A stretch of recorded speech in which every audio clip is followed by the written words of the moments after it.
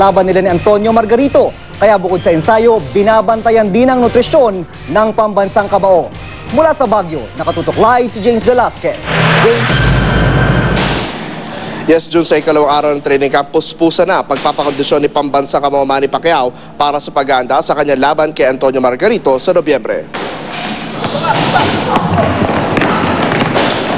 Sunod sa boxing, basketball daw ang second love ni Manny Pacquiao.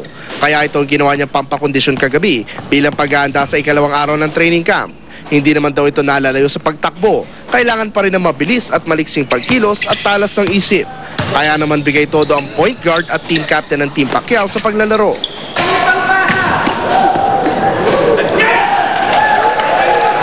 Maliban sa conditioning, mahalaga rin para sa 7th Division World Champion ang tamang nutrisyon. 147 pounds na ngayon ang timbang ni Manny, kaya balanced diet lang daw ang kailangan para makarating sa catch weight na 151 pounds sa laban nila ni Margarito.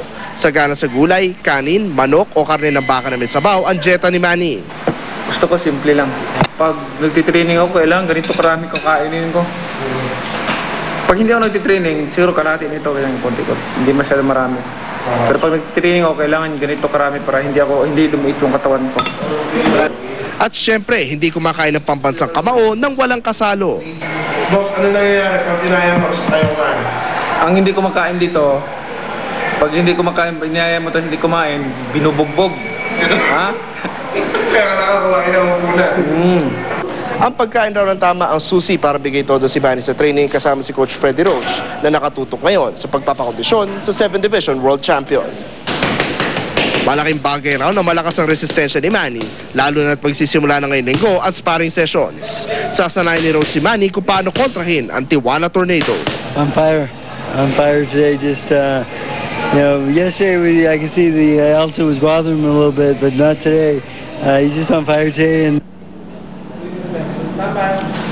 At June, matapos nga ang dalawang araw ng training camp dito sa Baguio City, kontento naman si Coach Freddy Roach sa ipinapakita ng ating pambansang kabao sa ibabaw ng ring. June?